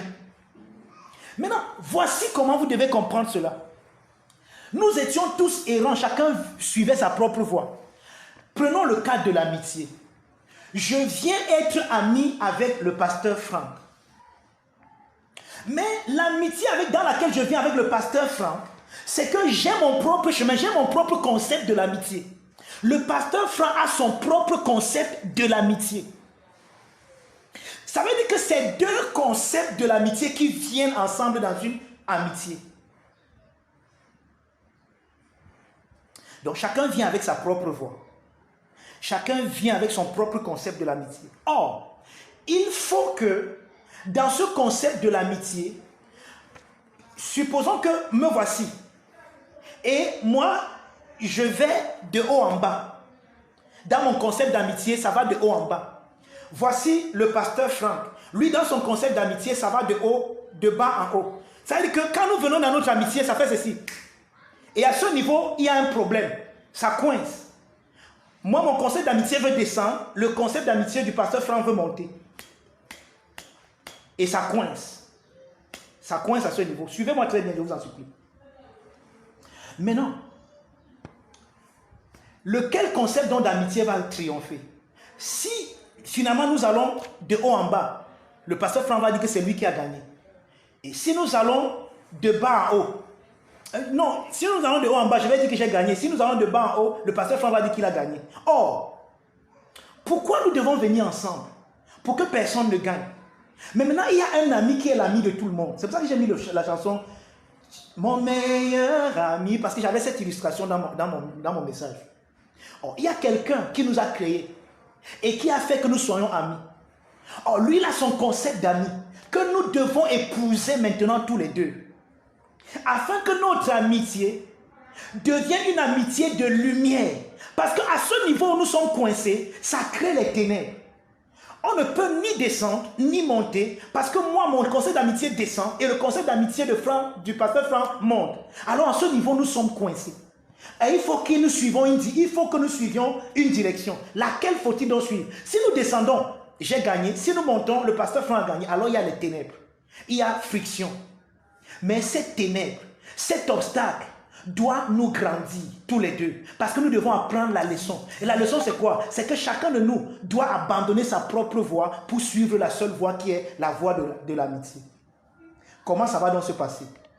Christ vient nous révéler que le vrai concept de l'amitié ne descend pas et ne monte pas, mais il tourne. Alors qu'est-ce qui se passe? Moi qui descendais avec mon concept d'amitié, le pasteur Franck qui montait avec le sien, cet endroit où il y a friction, où il y a ténèbres, où il y a problème, où on ne s'entend pas, où on ne s'accorde pas, devient l'endroit qui nous lie et nous amène tous à nous accorder au seul chemin qu'il y a. Donc j'abandonne mon chemin, c'est-à-dire que je ne monte plus. Le pasteur Franck abandonne son chemin, il ne descend plus, je ne descends plus, il ne monte plus. Mais cet endroit où moi je descendais et lui montait devient un lien. Donc, dans cette ténèbre, parce que quand je dis ça, ça veut dire quoi? Ça veut dire qu'à ce niveau, on ne s'entend pas. Je fais 2 jours, je ne parle pas au pasteur Franck parce qu'on ne se comprend pas quelque part. Et je dis, ça c'est même quel genre d'amis. Lui aussi dit, c'est même quel genre d'amitié. Le docteur est trop dur en ami. Oh, moi aussi, je suis trop dur en amitié. Vraiment, c'est bizarre. Mais, au lieu que ça nous sépare, Ça nous unit, pourquoi? Parce que nous deux, nous dépendons d'un ami qui est plus grand que nos faibles frictions. Alors, à ce niveau où je ne peux descendre avec mon concept, il ne peut monter avec son concept, se crée un lien dans cette ténèbres. Alors maintenant, ce n'est ni la descente, ce n'est ni la montée qui est le concept de l'amitié, mais notre concept de l'amitié est plus solide parce que nous avons tous les deux compris que l'amitié, ce n'est ni en descendant, ni en montant, mais c'est en tournant. Et pendant donc que nous tournons, je n'ai pas gagné. Parce que mon concept de l'amitié a changé. Je ne descends pas.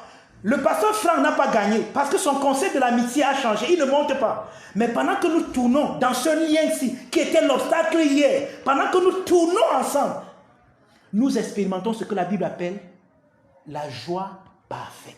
Justement, c'est notre année de la joie. Amen, amen. La joie vient d'où? La joie vient du fait que j'ai grandi.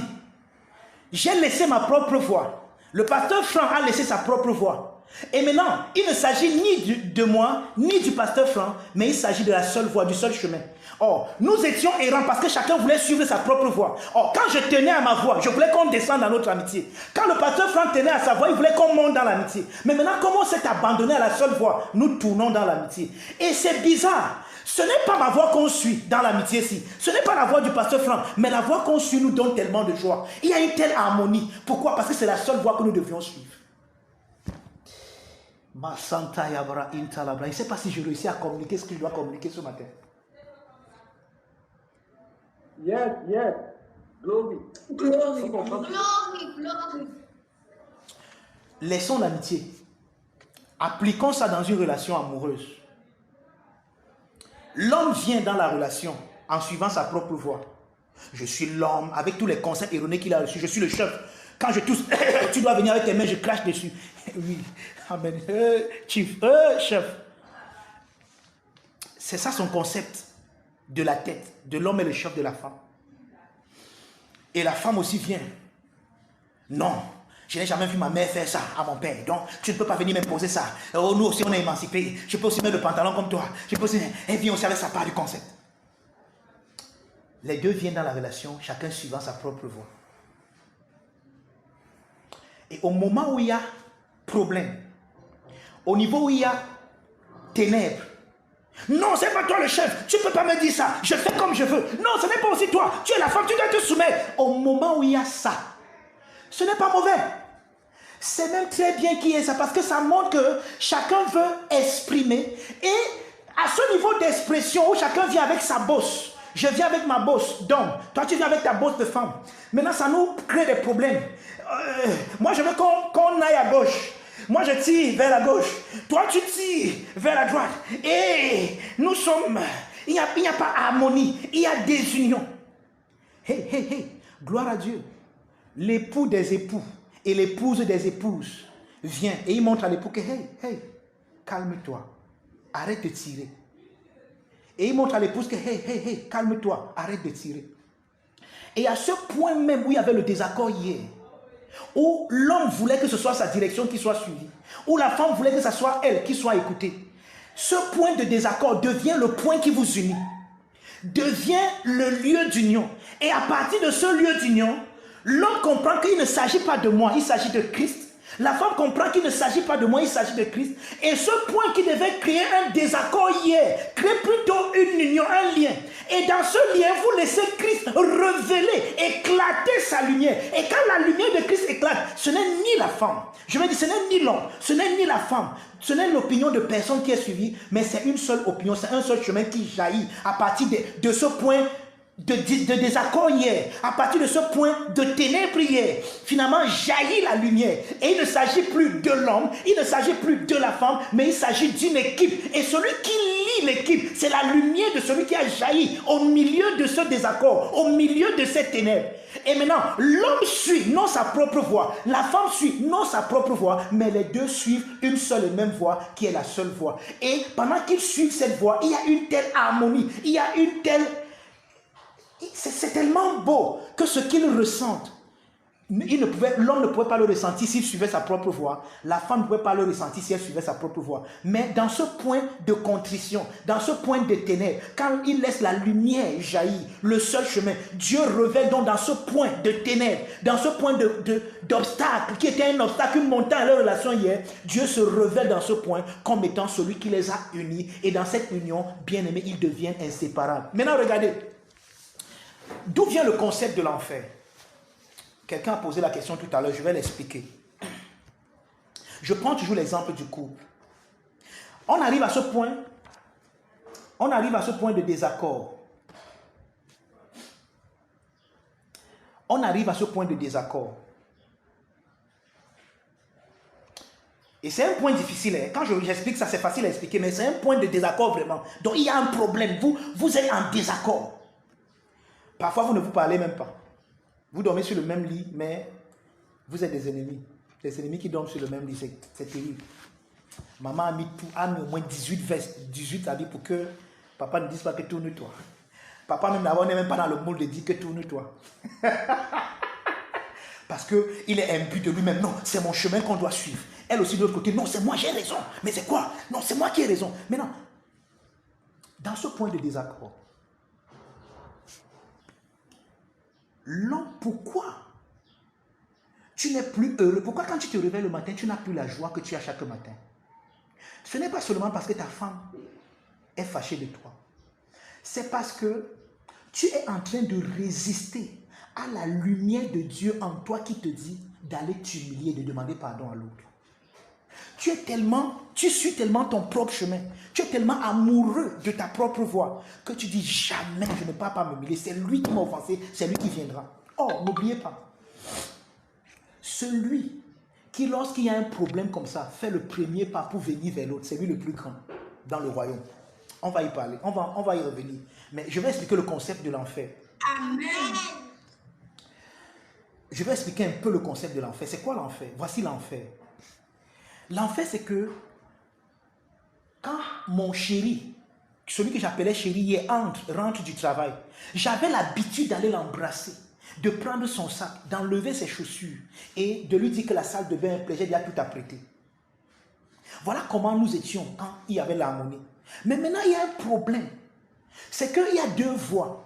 Au lieu que ce problème nous sépare, ça doit nous unir. Mais pour que ça nous unisse, ça doit traiter, ça doit purger en nous l'enfer. C'est-à-dire que nous devons vivre un enfer. L'enfer ici, je préfère encore utiliser le mot un purgatoire, une purification. Le point de contrition doit me purifier de ma voix, doit purifier mon épouse de sa voix, afin que il n'y ait qu'une seule voix. Et la voix, c'est la voix, qui n'est pas ma voix, qui n'est pas la voix de mon épouse, mais qui est la voix de Christ. Or, voici le problème, c'est que chaque fois que la voix de Christ veut faire jaillir sa lumière au niveau de la contrition, l'homme est trop imbu de lui-même qu'il tire de son côté, la femme est trop imbue d'elle-même qu'elle tire de son côté. Alors ça fait que, au lieu que nous bénéficions de la lumière qui jaillit et qui dit dans ton cœur que va demander pardon à ta femme, va demander pardon à ton mari, va créer l'harmonie. Tu dis jamais, c'est lui qui viendra me demander pardon. Ce jamais est la résistance à cette lumière. Maintenant, cette résistance à la lumière, c'est ça qu'on appelle l'enfer.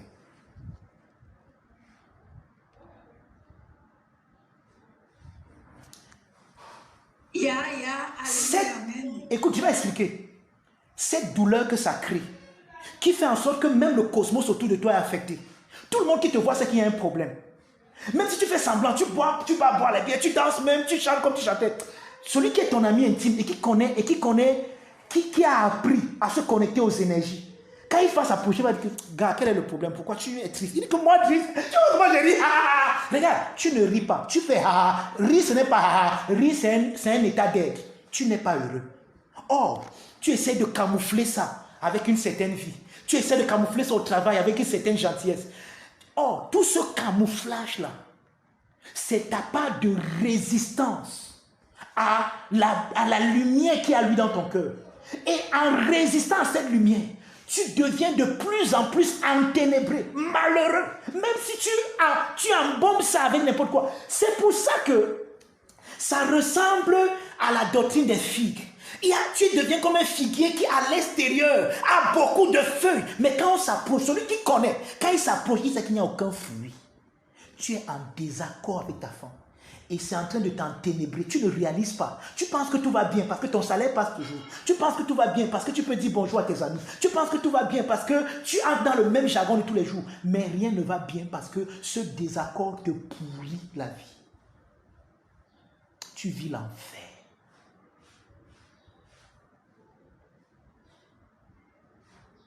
Et tu peux arrêter. Amen. Et tu peux arrêter ça à tout moment quand tu veux.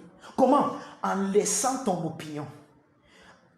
Cette opinion à laquelle tu tiens ferme, en laissant cette opinion. Et en allant vers l'autre.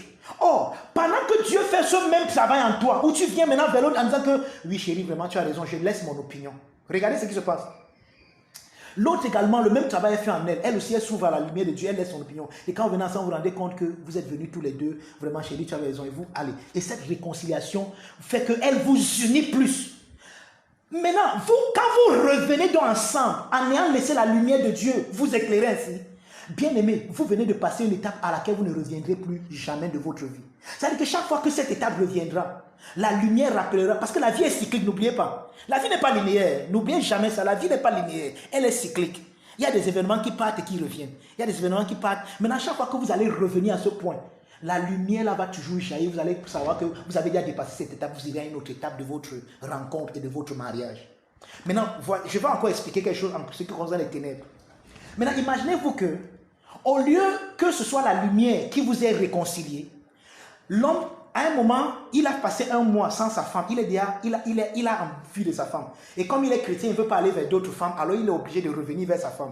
Alors, au lieu qu'il revienne parce qu'il a compris que la lumière, il s'est laissé emporter par la lumière qu'il a éclairée, il revient, chérie, pardonne-moi. Lui, il revient maintenant, il commence à flatter sa femme et il revient parce qu'il veut avoir, permettez-moi, il serait cru ce matin, il veut avoir un rapport sexuel avec elle. Elle aussi, elle était habituée à causer avec quelqu'un, à voir son mari, et le seul ami qu'elle avait, c'était son mari. Alors, au lieu qu'elle revienne parce que elle a compris, parce que la lumière l'a éclairée, et que dans cette lumière, elle a vu la lumière, et qu'elle a abandonné son opinion. Lui, elle a abandonné son opinion. Il revient maintenant dans la seule opinion qui les unit. Non, il revient de façon narcissique. J'ai encore besoin de ma femme. Elle revient, j'ai encore besoin de mon mari. Chaque fois qu'ils viennent ensemble s'unir, ce n'est plus une union. C'est comme si deux personnes enténébrées, entêtées, viennent en union. En ce moment, leur corps s'unissent, mais leur esprit est séparé. Ils n'ont pas traversé cette étape de leur vie. Maintenant, ils font semblant d'être un à cause des apparences. À cause de... Non, maman est venue à la maison. Il faut qu'on montre comme si tout va bien. Vous ne vivez pas pour maman. Oh boy, je ne sais pas à qui je m'adresse ce matin. Ce semblant d'union, qui n'est pas une union de l'amour, c'est un enfer que vous vivez. Oh, mon temps. Oh boy, thank you Lord. Ah boy, j'ai tellement de choses à dire, mais j'ai l'impression qu'on ne va pas se comprendre. J'ai l'impression qu'on ne va pas se comprendre. Pardon, dites-moi, est-ce que vous comprenez ce que je dis? On comprend, ça donne, on comprend jusqu'à... On est là. On comprend, docteur. Parce que nous sommes avec toi, parce que. Qui vient comprendre quoi là-bas? Rien ne nous commande. On ne nous commande pas. Vous voyez, c'est pour ça que nous avons donc des réconciliations sataniques. Pourquoi c'est satanique? J'ai expliqué le concept de Satan tout à l'heure. Il dit que tout ce qui est dépourvu de la lumière de Dieu est satanique. Donc, l'époux et l'épouse, vous les voyez marcher main dans la main. Ce sont des feuilles, c'est des apparences. Parce que dans cette réconciliation, maintenant, ce que vous avez échoué de faire, c'est quoi? C'est que vous n'êtes pas revenu parce que vous avez compris la leçon. Mais vous êtes revenu parce qu'il me manque, elle me manque. Vous faites exactement comme les gens sensuels qui n'ont rien qui les unisse, si ce n'est le sexe. Or, si vous avez compris que c'est un autel, c'est un lieu d'adoration, c'est un sacrement. Or, qu'est-ce qui fait la force du sacrement? La conscience que nous avons derrière l'acte que nous posons. Or, ici, je viens vers ma femme. Et je viens simplement parce que son corps me manquait. Or, on a eu un problème. Au lieu de nous unir, de laisser mon opinion, je m'accroche encore à mon opinion. Ce qui fait que même après l'acte sexuel là, chérie, c'était comment? C'était bien, mais n'oublie pas que je t'ai dit. N'oublie pas que je t'ai dit que telle chose, je ne suis pas d'accord. Bam! Les discussions reprennent après l'acte. Vous savez ce que vous faites? Vous savez ce que vous êtes en train de faire? Vous êtes en train de manger vous-même un jugement contre vous. Vous êtes en train de... Au lieu que le rapport sexuel travaille à unir votre union, ça vous sépare et vous éloigne davantage. Vous allez voir, des gens, ils ont bien des rapports sexuels. Ils sont bien ensemble sexuellement, mais l'autre est en Gaoundéré et l'autre est à Garoua. Je ne sais pas si c'est aussi loin. Je ne connais pas les distances. Bon, laissez-moi prendre la distance que je maîtrise. L'autre est à Bonabéry, de l'autre côté du pont, et l'autre est à la Cité des Palmiers. Mais vous allez le voir, oh chérie, c'était bon, j'ai joui. Tu n'as rien joui. Parce que vous n'êtes pas unis. Deux personnes satanifiées viennent dans un rapport sexuel. Vous mangez un jugement contre vous-même. Je sais que c'est bizarre, c'est terrible. Mais excusez-moi, je dois prêcher ça. Vérité, oh, vérité. Et tu es étonné. Ma femme est stérile, elle ne conçoit plus. Tu vas concevoir comment?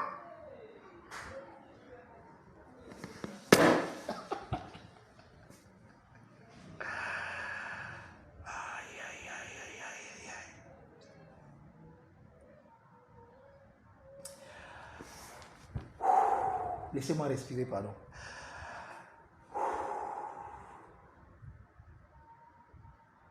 Vous ne savez pas comment. Moi-même qui est en train de rendre ministère, je suis béni. Je suis édifié. Appliquez ça dans vos amitiés. Appliquez ça avec vos frères et sœurs. Quand il parle de frères et sœurs, ce n'est pas des frères de la famille, des cousins, des cousines. Appliquez ça avec vos employés. Appliquez la générosité extravagante de Dieu aussi avec vos employés, par exemple. Un employé a mal fait. Prenons le cas de l'entreprise. Cet employé qui, parce qu'il n'a pas compris le bonus bonhomme, le bien sacré, le bien de tout le monde, mais qui est narcissique, qui vient dans l'entreprise en suivant sa propre voie. Prenez une entreprise où on vend les boulons. Chaque soir, quand il part, il met un boulon dans son sac, il part vendre seul. Vous êtes le patron de l'entreprise, vous savez qu'il fait ça. Vous, maintenant, dans votre propre chemin aussi, dans votre orgueil, ce que vous faites, c'est que vous allez signer la lettre de sa démission, renvoyer. Vous ne vous êtes pas aidé. Vous ne vous êtes pas aidé. Il y a eu ce problème. Au lieu de l'affronter, vous l'avez fui en renvoyant l'employé.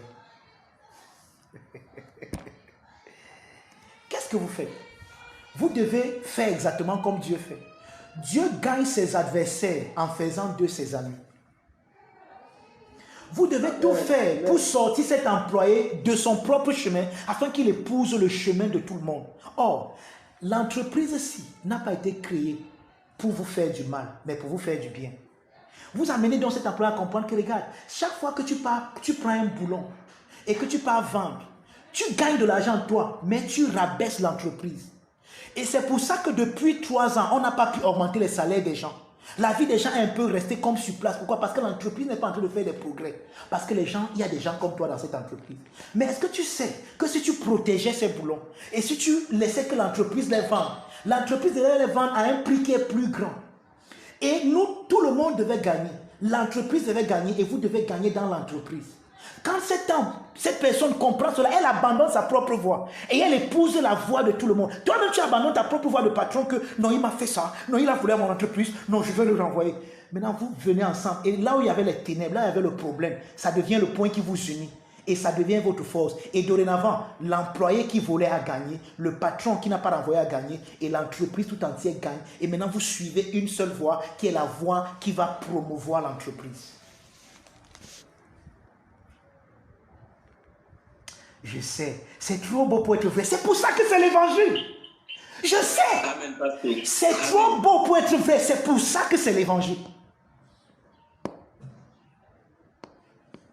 C'est pour ça que c'est l'évangile. Ça doit être trop beau pour être vrai. C'est même invraisemblable. Papa Victor, je sais, tu es un patron ici. Tu peux dire que... Donc, tu penses que je peux faire... Tu peux faire ça, mon frère. Tout le monde gagne. Donc, il fait ça. Je sais qu'il fait. Ce que les entreprises veulent aujourd'hui, c'est quelqu'un qui a plus d'expérience. En renvoyant cet employé, tu renvoies quelqu'un qui a plus d'expérience, qui a eu. Maintenant, il a un problème. Il est venu dans ton entreprise avec sa propre voix. Oh, tu gagnes en le laissant abandonner sa propre voix. Et en faisant que sa propre voix entre au bénéfice de la voix de tout le monde. Et quand nous sommes comme ça dans l'entreprise, ça devient un endroit harmonieux. Et quand une entreprise a l'harmonie, les clients que vous n'avez même pas prospectés viendront dans votre entreprise. Oh boy! Amen, amen, amen. Amen. Le chiffre d'affaires augmente. Regardez, je vous dis la vérité, mes frères, je finis avec ça. Le cosmos opère et fonctionne dans une harmonie. Et quand tu te mets dans l'harmonie, tout fonctionne pour toi, tout marche bien pour toi. Quand tu entres dans l'harmonie du cosmos, je dis que tout va bien pour toi, tout va bien. Mais quand tu fonctionnes en désharmonie, même si les choses font semblant d'aller bien, rien ne va bien. Rien ne va bien. Donc, nous manifestons la générosité extravagante de Dieu à ce niveau-ci, ce niveau de la générosité, lorsque nous devenons gracieux dans nos relations. Ma relation avec mes enfants, ma relation avec mon conjoint, c'est une relation gracieuse. Nous faisons comme le berger. La brebis qui s'est égarée ne méritait pas que le bon berger laisse 99 pour aller la chercher. Mais ici, il n'y a pas de méritocratie. À ce niveau de la générosité, il n'y a pas de méritocratie. J'aime mon épouse avec ses erreurs. J'aime mon époux avec ses erreurs. En fait, ses erreurs m'amènent même à l'aimer davantage. Pourquoi? Parce qu'à ce point où il devait avoir des accords, j'ai abandonné ma propre voie. Il a abandonné sa propre voie. Nous sommes venus ensemble. Et le seul chemin qui nous unit, la lumière qui a jailli, nous a éclairés. Au point où les ténèbres là ne sont plus les ténèbres, mais sont devenus un lieu d'accord, une leçon qu'on a retenue, et on gagne tous. Ce qui devait nous diviser nous a rendus plus forts.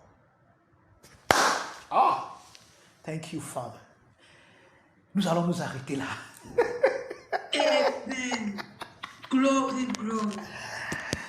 Je veux simplement que tu lèves tes mains.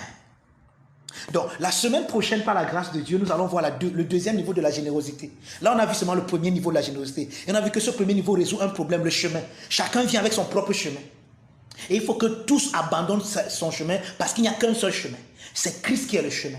Alors, l'époux vient avec son chemin. L'enfant même vient avec son chemin. Par exemple, les enfants d'aujourd'hui, oh papa, à votre temps, il n'y a pas Facebook, il n'y a pas ceci. Et on pense qu'on connaît plus que nos parents. Non, tu dois abandonner ton chemin. Papa aussi, tu penses que non, parce que tu as trop vécu. Non, regardez, il faut qu'il y ait un seul chemin. C'est pour ça que il nous dit quoi? Éduque l'enfant selon le chemin qu'il doit suivre. Donc, toi, le parent, tu dois connaître le chemin afin d'éduquer l'enfant pour qu'il n'ait pas son propre chemin. Et pour que toi, tu ne viennes pas avec tes propres suppositions. Non, je suis un pasteur, alors tous mes enfants doivent être pasteurs. Je suis un mécanicien, tous mes enfants doivent être mécaniciens. Non, il a des talents, il a des aptitudes. C'est ta responsabilité de regarder ses talents et de le guider pour qu'il manifeste ses talents, pour atteindre son summum bonheur, son plus grand bien, pour qu'il soit épanoui, pour qu'il soit heureux. C'est ta responsabilité. Tu ne lui imposes rien. Mais tu lui montres le chemin. Afin que quand il sera grand, il ne s'en détourne pas.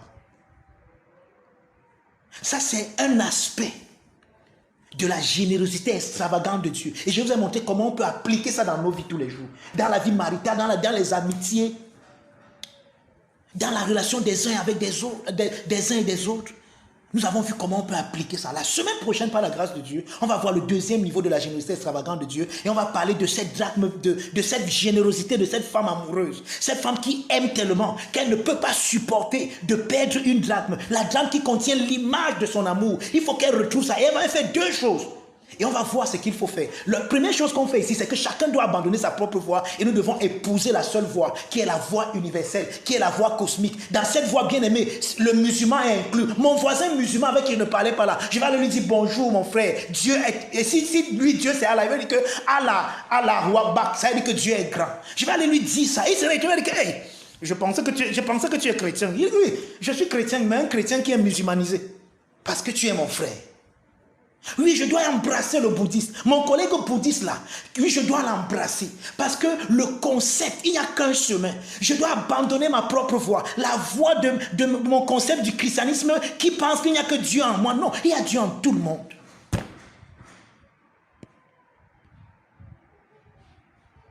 Pasteur, est-ce que ce n'est pas ça le syncrétisme religieux? Non. Non. Ce qu'on va faire, c'est que vous allez poser, je me rends compte que certaines personnes ont beaucoup de questions. Vous allez poser vos questions dans Tétélestai et nous allons nous faire le plaisir de répondre à ces questions, soit demain, pendant la... non, pas demain, peut-être demain soir ou je ne sais pas moi quoi, mais on va répondre à ces questions afin que vous y sortiez en adi, que vous y sortiez encouragés. Bien-aimés, notre Dieu est tellement généreux. Sa générosité est extravagante.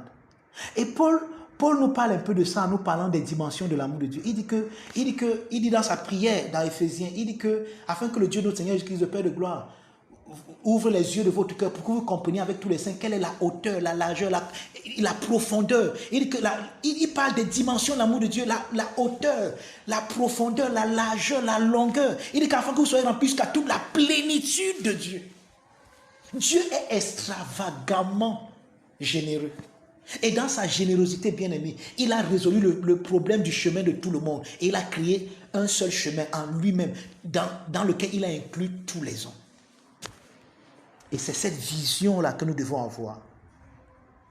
C'est cette vision que nous devons avoir. Et ça va créer en nous une grande générosité. Nous allons commencer à être généreux. Et je vous ai dit qu'être généreux, c'est ta nature. Tu es généreux.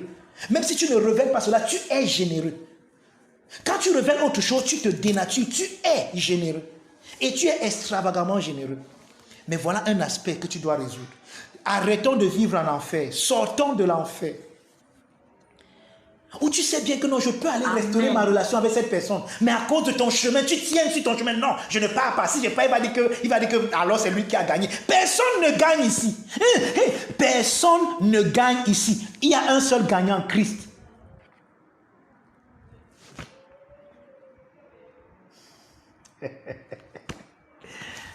Père, nous te disons merci et nous te rendons grâce et gloire. Ce matin, merci Seigneur pour ce premier aspect de la générosité extravagante que nous avons reçue et que nous avons compris. Et nous avons vu son application dans nos vies. Je prie Seigneur pour chaque personne qui a été sous le son de ma voix ce matin. Je prie Seigneur que tu nous sortes de ces enfers, de cette douleur, de cette résistance à la lumière de Dieu qui nous empêche de revoir, d'apporter, de ramener l'harmonie dans nos relations. Avec nos conjoints, avec nos enfants, avec nos collègues, avec nos frères et sœurs, avec nos voisins et ainsi de suite, Père. Je prie au Père que nous sortions, chacun abandonne son opinion, que chacun abandonne sa propre voix et que nous nous laissions emporter, Seigneur, dans la seule et unique voie qui est. Il ne s'agit pas de gagner, il ne s'agit pas de laisser l'autre gagner, mais il s'agit de laisser le gagneur gagner. Et il y a un seul gagneur, il y a un seul vainqueur. Christ est le vainqueur. Seigneur, dans nos relations, nous déclarons que Christ est le vainqueur. Dans nos mariages, nous déclarons que Christ est le vainqueur. Seigneur, dans Père éternel, dans nos différentes relations, Seigneur, horizontales, nous déclarons que Christ est le vainqueur. Et sa victoire se déploie et ramène l'harmonie au milieu de nous. Ramène l'harmonie au sein de nous. Père, nous te rendons grâce et nous te disons merci pour cela au nom de Jésus. Amen, amen. Est-ce qu'on peut dire amen ce matin? Amen. Oh, donc. Rapidement, je laisse la parole au modérateur. Amen, pasteur. Amen. Amen, amen, amen, amen.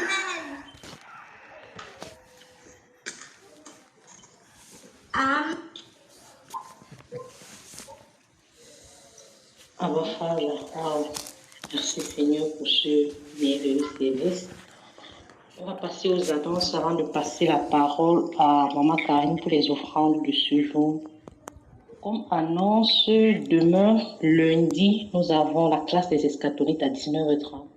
Donc la classe des eschatoniques, c'est demain à 19h30. Et l'opération Epaphras recommence le mardi.